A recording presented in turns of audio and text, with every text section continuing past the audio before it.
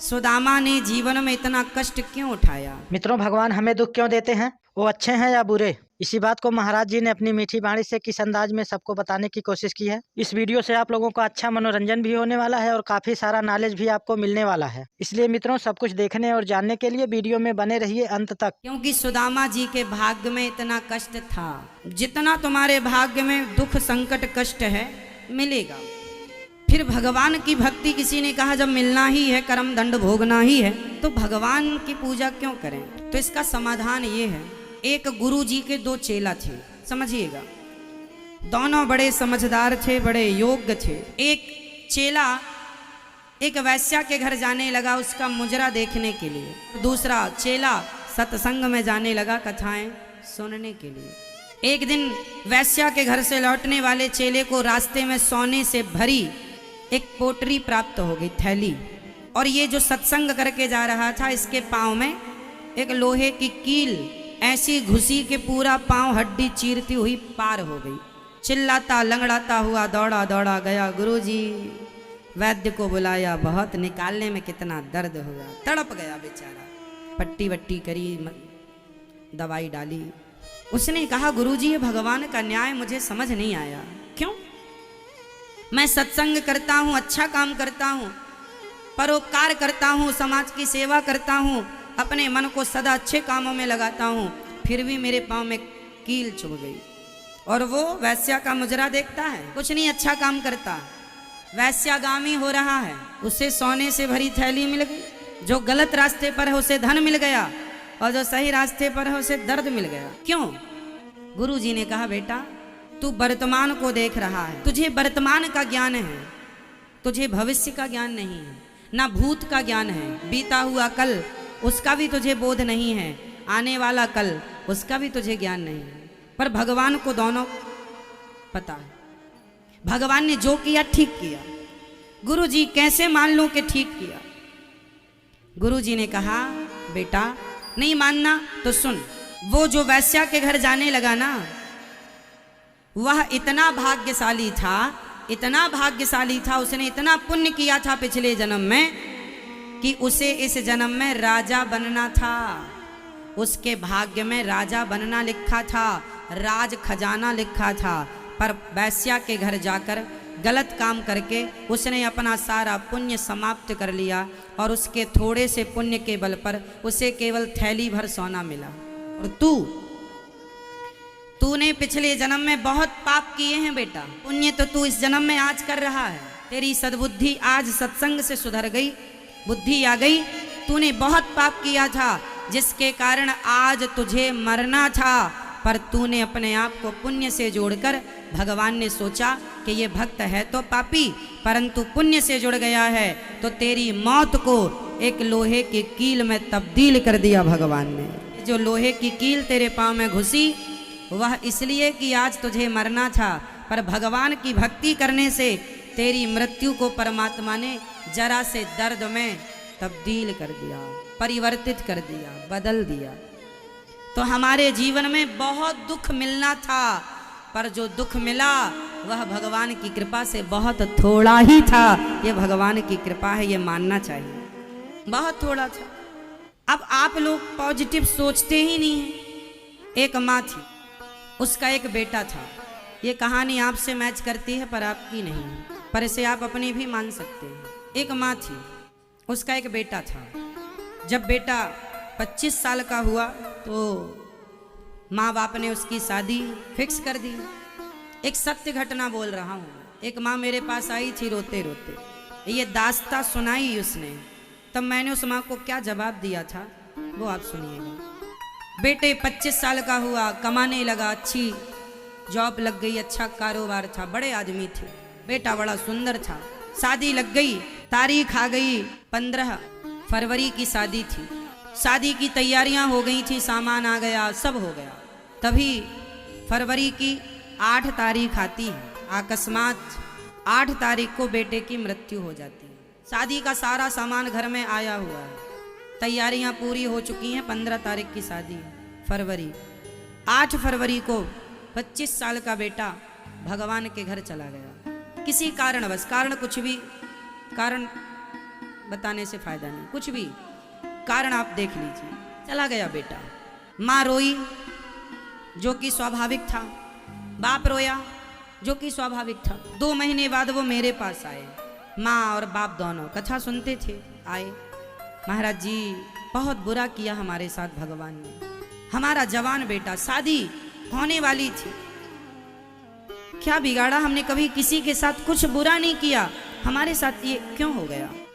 हमने कहा माँ भगवान ने आपके साथ बुरा नहीं किया। उन्होंने कहा बुरा नहीं तो क्या ये अच्छा है। हमने कहा नहीं अच्छा नहीं है। हमने कहा माँ आपको याद है आपको बेटा नहीं हो रहा था, तब आपने भगवान से मांगा था, हे प्रभु हमें एक बेटा दे दो। हाँ महाराज जी हमें बेटा जल्दी तो नहीं हुआ था। हमने कहा मांगा था ना भगवान से। हाँ मांगा था। हमने कहा जब आपने भगवान से प्रार्थना की थी ना कि हे प्रभु हमारी झोली भर दो, वो प्रार्थना भगवान ने सुन ली।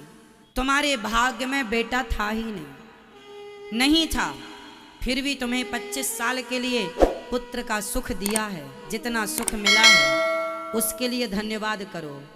जो चला गया उसकी शिकायतें लेके करने से लेके बैठने से क्या होगा। यदि हम इसका एक ये भी दृष्टिकोण देखें कि हमारे जीवन में पुत्र सुख था ही नहीं, पर फिर भी हमें इतने दिनों के लिए भगवान ने हमारे भाग्य को बदल कर हमें पुत्र सुख दिया। इतने दिनों के लिए था, किसी का इतने दिन, किसी का इतने दिन, किसी का इतने दिन। आया है सो जाएगा, राजा रंक फकीर, एक सिंहासन चढ़ चला एक बंधा जंजीर।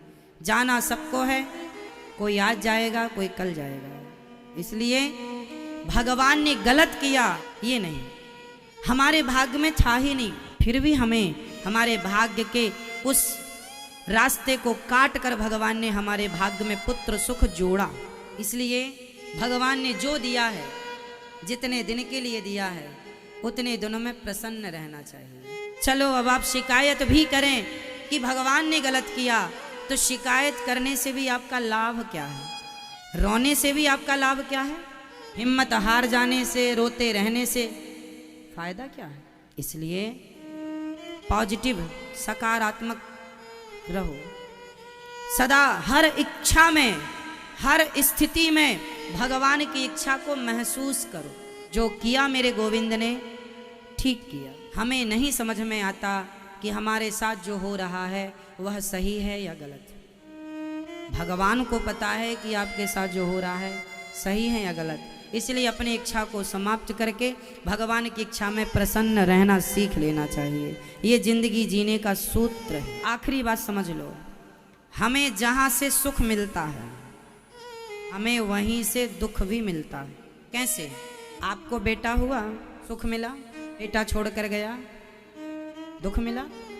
बेटे से सुख भी मिला और बेटे से दुख भी मिला। पति मिला, सुख मिला, पति छोड़कर चला गया, दुख मिला। पत्नी मिली, सुख मिला, पत्नी छोड़कर चली गई, दुख मिला। पैसा मिला, सुख मिला, पैसा छोड़कर चला गया, दुख मिला। जमीन मिली, सुख मिला, जमीन चली गई, दुख मिला। दोस्त मिले, सुख मिला, दोस्त छोड़कर चले गए, दुख मिला। जहाँ से सुख मिला था वहीं से दुख भी मिलेगा। इसलिए सुख की कामना करना ही दुख को निमंत्रण देना है। इसलिए सुख की कामना ही ना करो, जो भगवान दे रहे हैं प्रसन्न रहो। और ये समझो कि हमारा और तुम्हारा, बताओ, देखो साथ एक दिन सबका छूटना ही है। हमारा तुम्हारा भी साथ आज 7 दिन का ही तो था। 7 दिन पूरे हो गए, अब आप लोग अपने अपने घर को प्रस्थान करेंगे। कोई आज, कोई कल, कोई परसों। ये यात्रा है जिंदगी। अपना काम करने आए हैं आप, काम पूरा हो गया, अब आप प्रस्थान करेंगे। ये जिंदगी है साहब। यहाँ बस कुछ दिनों के लिए हम आए हैं, आप आए हैं, ये मेहमानी है, पूरी करके जाना पड़ेगा। यहाँ रहा कोई नहीं, अखंड कोई नहीं रहा।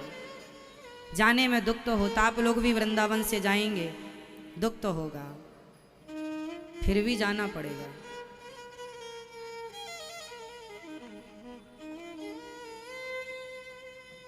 सच्चाई यही है। आपके साथ जितने लोग हैं जी भर के देख लेना आप अपनों को, माँ को, बाप को, पत्नी को, पति को, पुत्र को, सबको देख लेना जी भर, क्योंकि इनमें से कोई आपको छोड़कर जाने वाला है। इसलिए कहता हूँ जब तक जियो इंसानों से प्रेम करो, आपस में मिलजुल के रहो, प्रेम से रहो।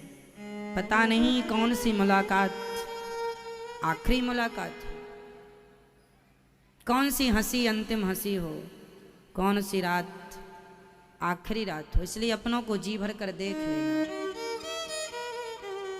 पता नहीं कल मिले ना मिले। जी भर कर बात कर लेना, कल मिले ना मिले। निर्मोही है संसार मेरी माँ, यही रीत रही है, यही। किसी से भी आप प्रेम करेंगे वही से आपको दुख भी मिलेगा। इसलिए जी भर के गोविंद को भी देख लेना, जी भर के बिहारी जी को भी देख लेना। पता नहीं अब इन आँखों को कब बिहारी जी का दर्शन होगा। जी भर के कथा सुन लेना अपने कानों से, पता नहीं अब इन कानों को कब ऐसी कथा सुनने को मिलेगी। जी भर करके अपने दिल में गोविंद को बसा लेना, पता नहीं फिर कब ये मन बने, कब ये भाव जागे, कब। समय का सदुपयोग करना मेरी माँ, बस ये मेरी विनती है। मित्रों, इसी तरह के वीडियोज पाने के लिए चैनल को लाइक एवं सब्सक्राइब जरूर करें। जय श्रीमन नारायण।